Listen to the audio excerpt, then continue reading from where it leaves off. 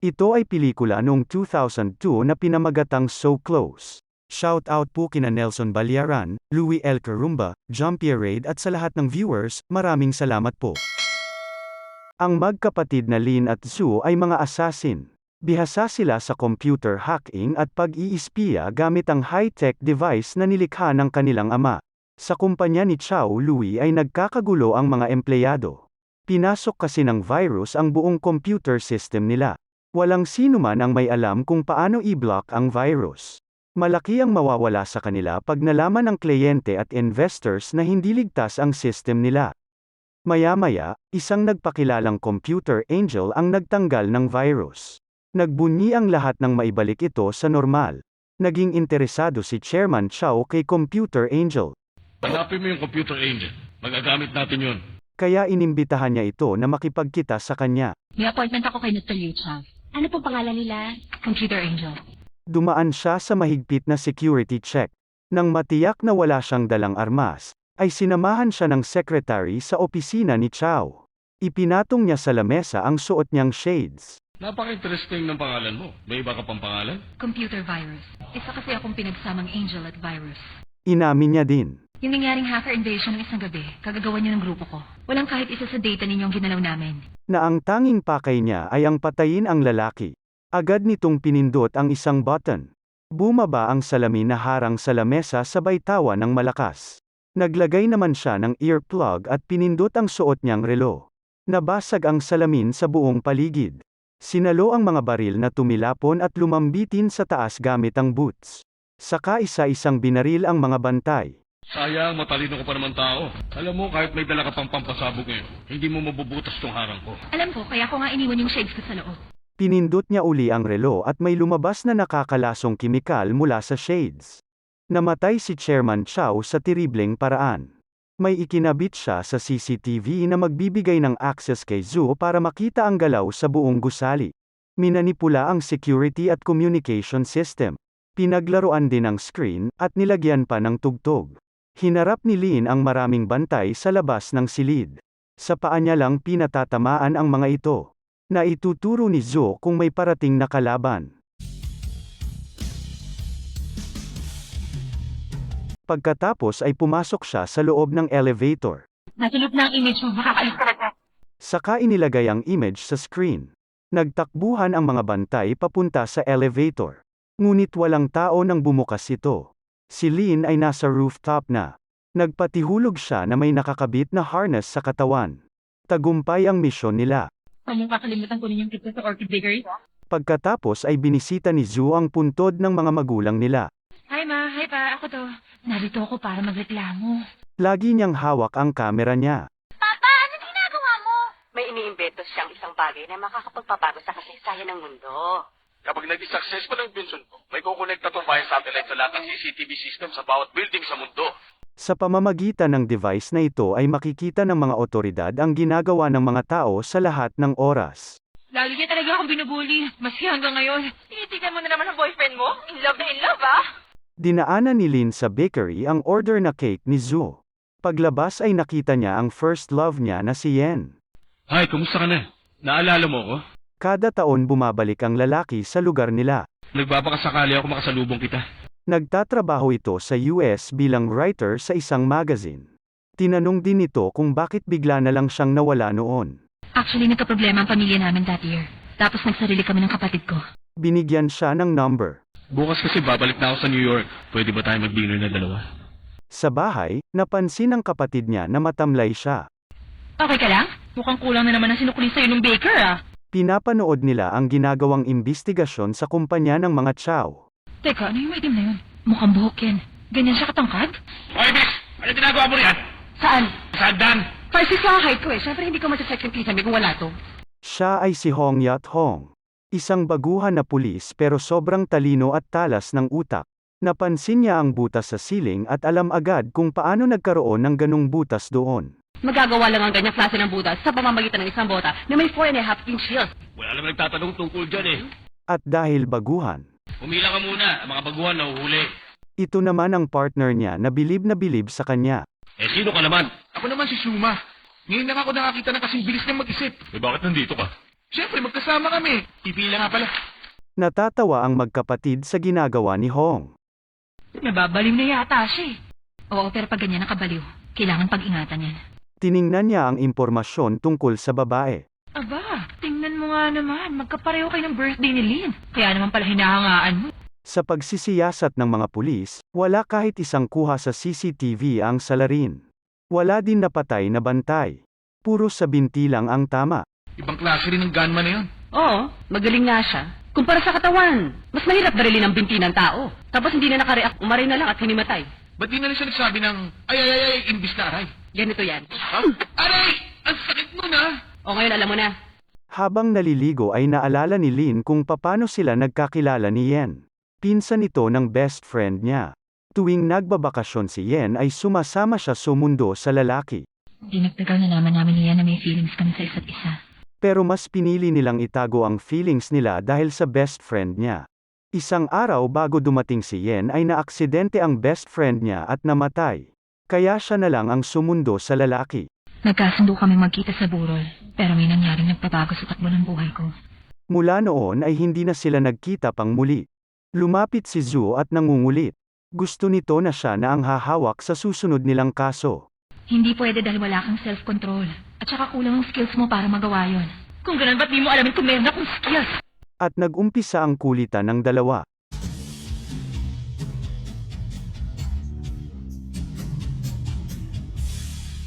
Sa huli ay nahulog si Zhu sa bathtub kasama ang kanyang kamera. Si Lin ay wala na naman sa sarili. Halos mapuno ng asukal ang tasa nito. Lynn, iinumin mo ba yung kape mo? Nagtanong tungkol sa librong hawak ni Zhu. Maganda ba yung librong yan? Sobra. Tungkol to sa isang lalaki na may nakilalang babae sa pier. Tama na, hindi ko trip yung ganyan. Ito na lang, wag na. Ayoko rin yan. Di ko pa nga nasisimulan eh. Alam ko na ang takbo ng kwento niyan, na in love sila sa isa't isa, tapos bigla sila nagkahiwalay. After 5 years, nagkataong nakita sila sa tapat ng bakery, tapos, mali ka! Sa club sila nakita. Eh di mas malala, naging prostitute pala yung babae. Hindi yung babae naging prostitute, yung lalaki yung naging callboy. Itinuloy ni Zhu ang pagbabasa pero pagtingin niya wala na siyang kausap. Nagmamadali silang pumunta sa airport para makita si Yen na pabalik na ng US noon. Nagtago sila sa sulok at nagyakap. Kung hindi ka pumunta para magpaalam, mawawalan na ako ng dahilan para dalawin uling libingan sa susunod na taon. Lumapit si Zhu at nang asar. Ako si Yen, ikaw si... Ako ang tita mo. Ito naman ay si Chao Nung, kapatid ng namatay na si Chao Louis. Siya ang umupa kay Lin at Zhu para patayin si Chairman Chao.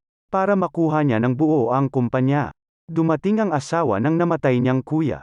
Magkasabwat ang dalawa sa pagligpit sa kapatid dahil magkalaguyo sila. Pag na-release na yung mana, ilalagay ko yung lahat sa stock natin sa Dragon. Mas lalo tayong lalakas. Tuloy ang pag-iimbestiga ng baguhang magpartner. Dahil walang makuhang ebidensya, naisip ni Hong na inside job ang nangyari. Kaya bumalik sila sa kumpanya ng Chao.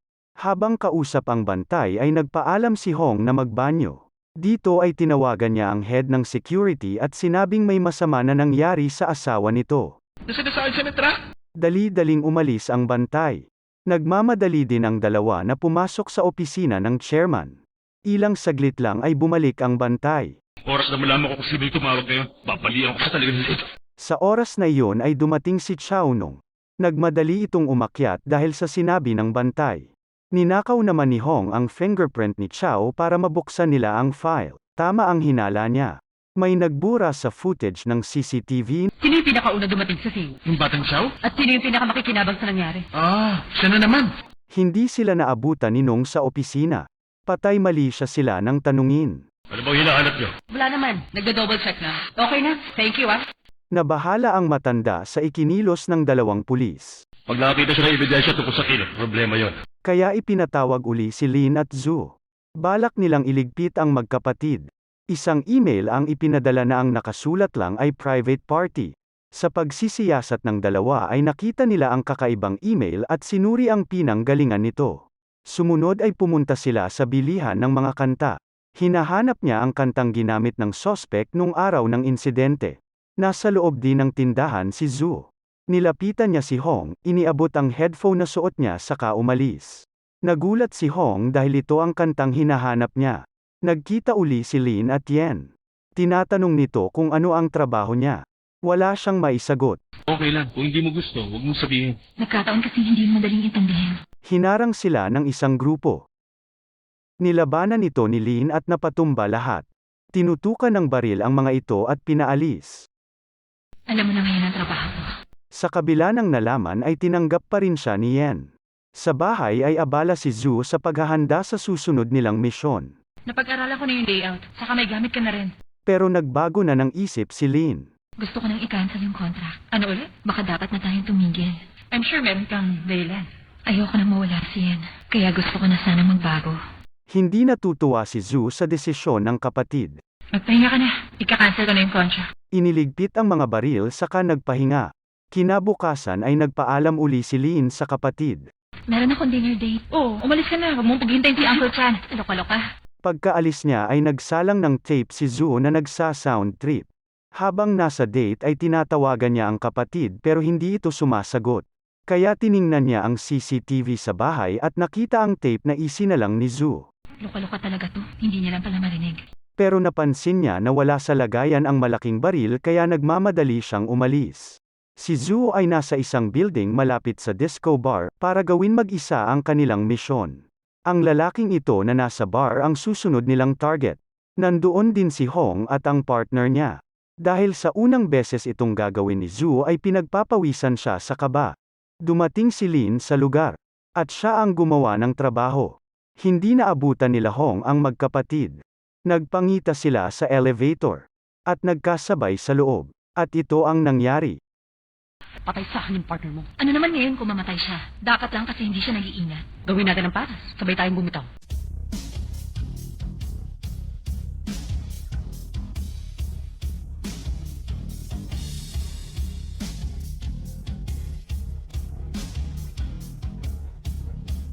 Maya-maya ay may naramdaman si Zhu na parating. May mga kalaban! Nagtulong silang apat para harapin ang mga kalaban. Nagkubli sa mga poste. Dalawa lang ang baril nila. Lin! Sige na ako ng bahala! Matapos ang ginawa mong problema, akin yung baril! Ihinagis ito ni Zhu kaya lang kinapos. Sa dami ng nagpapaputok hindi niya ito makuha. Tumakbo naman palayo si Zhu. Kinuha ni Hong ang baril kay Siyuma at binaril ang isang kalaban. May binuksan na kotse si Zhu. May kalaban sa harap niya. Binaril ito ni Hong. Nagtulungan ang apat para makalabas sa lugar. Pinasabog ang isang fire extinguisher na lumikha ng usok. Nakasakay sila sa kotse at nakatakas. Tinanggal ni Lin ang posas nila. Labas pag ng sakali niya. Itinulak sila palabas at hinagis ang baril sa kanila. Ang nakalaban nila ay mga tauhan ni Chao Nung. Gusto na nila tayong patahimikin kaya nag-set sila ng para sa atin, mga hayop. Gusto lang naman nila ng proteksyon para sa sarili at sa pera nila. Manood ka dahil uubusin ko sila. Talaga, ang isang magaling na killer hindi dapat nagdadalawang isip at hindi nauhuli ng pulis. Kung hindi ako dumating, nakatakas ka kaya? Pagkasabi ko, dapat kinansel mo na yung contract. Bakit? Ikaw lang ba may karapatan mag-decide para sa atin? Nung sinabi mong gusto mong huminto para makasama ang boyfriend mo, tumutol ba ako? Hindi mo naiintindihan. Ang gusto ko lang magkaroon ka ng normal na buhay. Alam kong hindi ako kasing galing mo. Pero hindi mo ako pwede piliting gawin ng bagay na ayaw ko! Umiyak sila sa kani-kanilang silid. Nag-email si Yen at binati siya sa birthday niya. Nahalata ng lalaki na malungkot siya. Dahil sa kapatid mo, nag-away ba kayo? Kaya tinawagan niya ito. Ang galing mo manghula Nababasa ko ang feelings mo, kahit pa sa computer lang. Inaani ko na yung tinanim ko. Kahit ilang beses ako maghugas ng kamay, parang ang dumi pa rin. Parang puro dugo At sa bawat buhay na kinukuha ko, hindi lang nadadagdagan yung dugo. Nilunod din ang puso ko. Kaya hanggat maaari, ayoko gawin ni Sue yung pagpatay. Ayoko matulad siya sa akin. Ayoko makonsensya siya habang buhay. Ikwenento niya kung paano sila napunta sa ganitong trabaho. Nung araw na natapos ng kanyang ama ang kanyang imbensyon, ang World Panorama. Nilusob sila ng masasamang lalaki. Pinatay ang mga magulang nila. Ngunit nagbago ang isip ng isang killer at tinulungan sila. Tinuruan silang gumamit ng baril at hinasa para maging assassin. Sa kabilang dako, nalaman ng isang tauhan ni Chao ang tirahan ni Lin at Zhu. Tinanggal naman sa operation si Hong. Na-ospital kasi si Siyuma at malaki din ang babayaran sa pinsalang nangyari sa parking lot. Nag-hire ng computer expert si Chao, pantapat sa computer angel. May dalawang lalaki ang nagmamanman sa bahay ni Hong. Pag-alis niya ay pumasok ang mga ito, kumuha ng mga buhok sa higaan at personal niyang gamit. Sa opisina ay may nagpadala ng cake sa kanya. Birthday niya din kasi ngayon kasabay ni Lin. Tinawagan siya ni Zhu. Kinantahan ng happy birthday. Tumingin siya sa CCTV. Ang talino mo talaga. Alam mo, tinitingnan kita. Kinuha ang cake, lumapit sa camera at kinain ito. Ang sarap, hindi ba? Paggising ni Lynn ay nakita niya ang camera ni Zoo. May video ito para sa kanya. Sorry nga, ate. Kinunan ang sarili habang tumatalon. Ito kasi ang parusa ng mama nila noon kapag nakagawa sila ng kasalanan. Nagpunta naman sa bakery si Zoo para kunin ang cake para kay Lynn. Tinawagan siya ni Hong. Nalaman kasi nito na doon nang galing ang cake na pinadala niya. Pagtingin niya sa labas ay nandoon si Hong. Binitbit ang cake at sapin sa lamesa. At binangga ang salamin. Nang agaw ng kotse saka sumibat. Nang agaw din ng kotse si Hong at hinabol siya, saka tumawag ng backup. Sa bahay ay nag-aayos sa sarili si Lynn nang matanggap ang tawag ni Zoo. Sa dami ng humahabol sa kanya ay nanghingi na siya ng tulong sa ate niya. Gamit ang naimbento ng kanilang ama ay natuntun niya ang kinaroroonan ni Zoo. Na ituturo niya kung saan ang ligtas na daan. May madadaanan kayo sa kaliwa. Mga 400 meters away. Huwag ka magpanik. Liko! Nakalusot siya sa mga humahabol. Samantala, nakita ni Lynn sa CCTV na may mga lalaking pumasok sa bahay nila. Nakipagbarilan siya sa mga ito.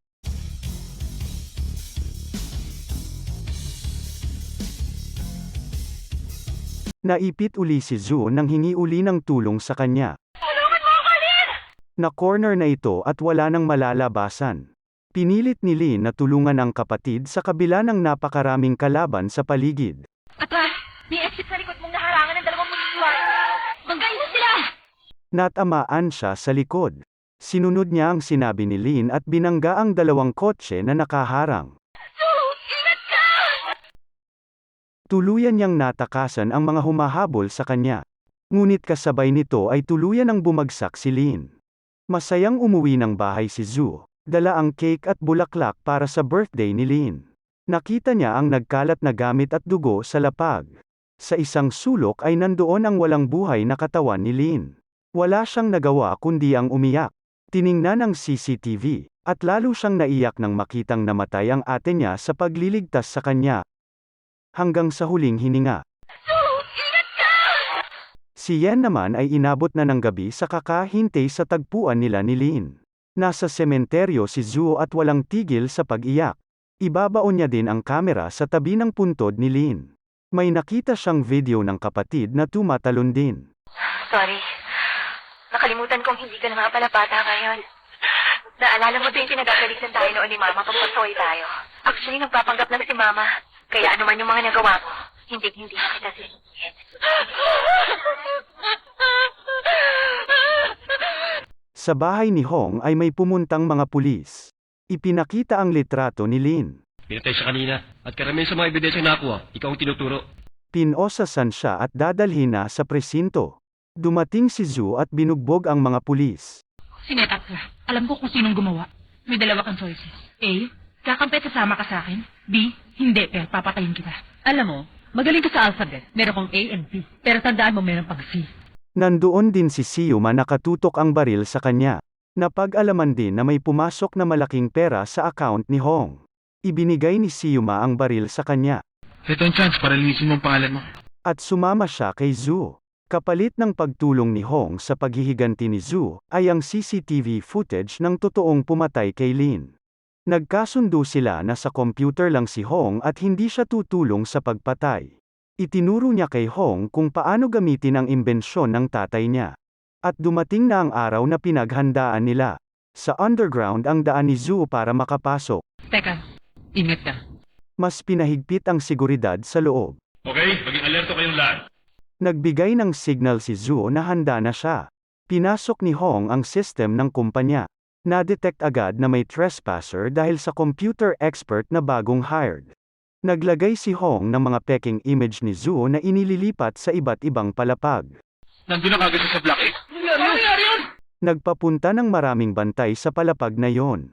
Pero ang totoo si Zoo ay nasa itaas ng elevator. Kumuha ng timing sa katumalon. Nagkabit ng mga bomba sa bawat madaanan. At pinasabog ang mga ito. Bumagsak ang mga elevator. Partner, okay ka lang? Okay lang. Mag-iingat ka. Hindi tayo pwedeng pumalpak. Naglagay uli si Hong ng mga image niya panlin lang sa mga kalaban. Pinagbabaril ni Zhu ang mga bantay. Nabuko na sila. Binura ng computer expert ang mga images na nilagay ni Hong. Ano nangyari? Ikaw, nakakaalam niyan. Sila naman ang pinaglaruan ngayon. Hindi makita ni Hong ang mga kalaban kahit nakapalibot na ang mga ito kay Zhu. Kaya muntika na siya. Sinusunod niya ang sinasabi ni Hong pero lalo siyang napupunta sa maraming kalaban. Ba't nandito ako? Ang dami kalaban. Ano ba ginagawa mo sa akin? Saan ako namatay? Wala kanina eh. Maniwala ka. Wala akong nakitang tao sa screen. Ang tanga ko para pagtiwalaan ka. Manloloko ka. Narinig kita. Hoy! Tinanggal sa tenga ang tracking device, at mag-isang hinarap ang mga kalaban.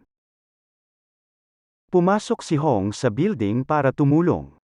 Hinarap ang iba pang kalaban. Hinabol naman ni Zhu si Mr. Chow. Ngunit na-corner siya ng head security. Dumating si Hong at tinulungan siya. Ito ang humarap sa lalaki na magaling din sa laban. Natalo ito ni Hong at naihulog sa building. Napunta naman si Zhu sa isang silid. Nakaharap niya ang matanda na magaling sa espada. Umpisa pa lang ay natamaan na siya.